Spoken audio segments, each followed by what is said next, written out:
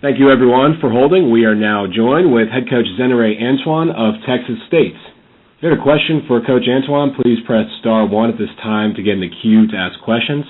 Again, that's star 1 to get in the queue to ask questions for head coach Zenarae Antoine of Texas State. Texas State is traveling to Louisiana to take on Louisiana Lafayette and Louisiana Monroe in this upcoming weekend. Coach Antoine, before we get to questions, please give us your thoughts on the season so far and your thoughts on the end-of-the-year run coming up towards the conference tournament. Okay. Well, I appreciate everyone listening in today. So far, I think we're, like most coaches, we're not, well, unless you're Brian Boyer, we're not where we'd like to be, but the good thing is that I'm seeing improvements every day with our team, whether it be on the practice court or whether it be in games. I'd like for us to be more consistent, and so that's what our staff is striving for, is trying to help these kids find ways for us to be more consistent in some categories. I think as time continues and we have a couple more games under our belt, we're going to see some of that because, again, like I said, every game that we've been able to play, I've noticed that we're getting better as well as in practice, but I would like for us to be more consistent. And knowing that we're almost here at the halfway point doesn't necessarily scare me because our record reflects that. I think we can put ourselves in position to be a contender still. But, again, we're just going to keep working with these kids, and we're having fun while we're doing it. All right, thank you very much, Coach. As a reminder to our members of the media, please press star 1 at this time to get in the queue to ask questions. Our first questions come from Dan McDonald with McD Media. Dan, please go ahead. Good morning, Coach. Good morning, Dan. You're shooting the ball pretty well, it looks like, but teams are also shooting it pretty well against you. Is that do you need to, or is that a focus that you want to try to have the second part of the year to shore up more on the defensive end? Dan, let me tell you, that's been my focus since the end of last season. And so I think that one of the things that we just got out of a staff meeting as well, we talked about is what's the differential right now. And if you take a look at the differential in conference play, we're at 5.9 negative 5.9 as far as the point differential. And what are the things that we're going to be able to do? It may not be significant change, but we need to make some small changes defensively because we've spent so much time working on becoming a better defensive team. We'd like to see some dividends, and so we're really fine-tuning correct defensively, but I think it's going to come down to maybe not broad things as we've been working on, but some of those finer details specifically, not just scheme-wise, but going maybe even deeper into specific scheme-wise, things to work on so we can be better. We know that we're always going to struggle rebounding because of the injury situation that we occurred early in the year.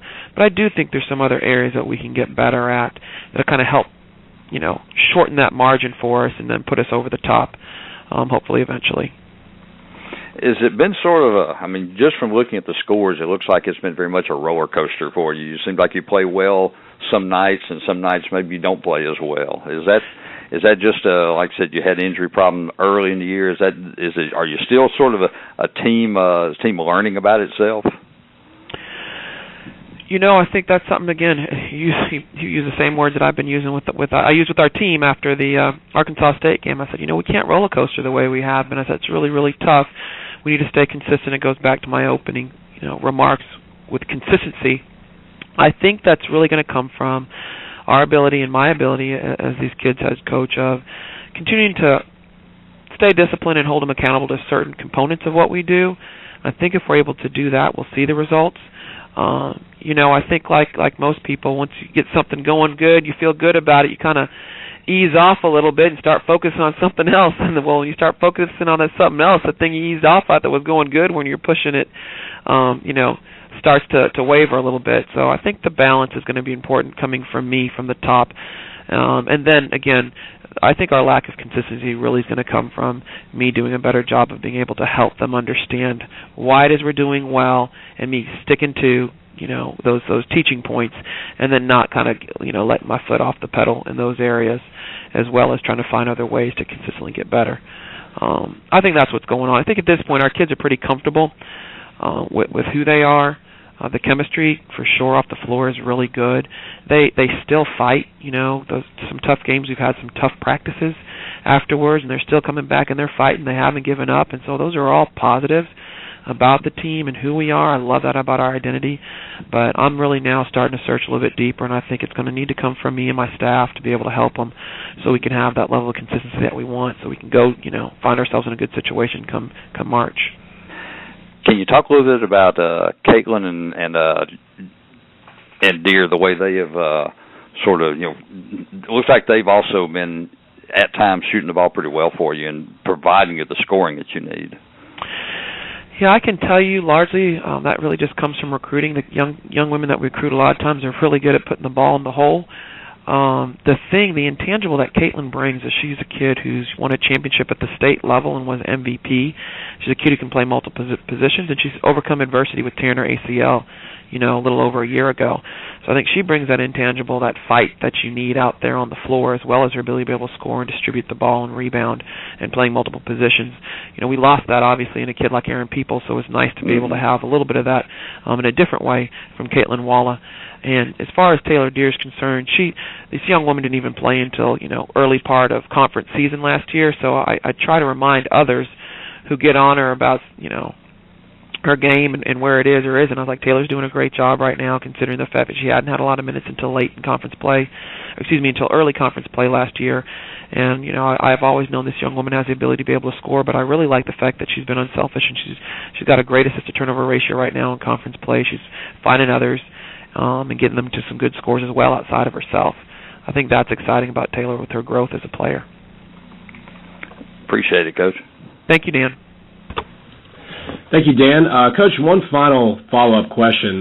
Last weekend was pretty significant in that it was your first home loss of the season, and it's January 23rd. I mean, you're 7-1 at home at the Strahan Coliseum. Can you kind of point us in a direction of what really is the significance of that and how you've been able to be so successful at home? I think like most kids, and we have a great environment here at Texas State.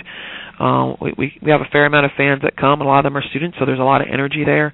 I think that's a really welcoming environment for our players. They enjoy that. And I think especially when you have a lot of kids that enjoy shooting the ball and kids that like to score, there's something about your rims being a little bit softer at home, whether it's psychological or it's actually truthful. I think that kind of helps as well. And when I talk to the kids, I made them aware we can't hang our hat on the fact that we lost that undefeated status. If you're going to lose it to anybody, you want to lose it to the team that's 8-0. And, that's not a bad gig, and we still have opportunities to build up another streak. And, heck, if that's the only loss we have at home, then that's a pretty darn good standing for this year. And so I think right now, we didn't talk a lot about it, actually, until leading up into the Arkansas State game. And I think they're disappointed, but I also think they clearly understand that we have something good going here at home, and there's nothing like being able to shoot on your own rim sometimes. All right, Coach. That's all the questions we have for you today. We appreciate your time.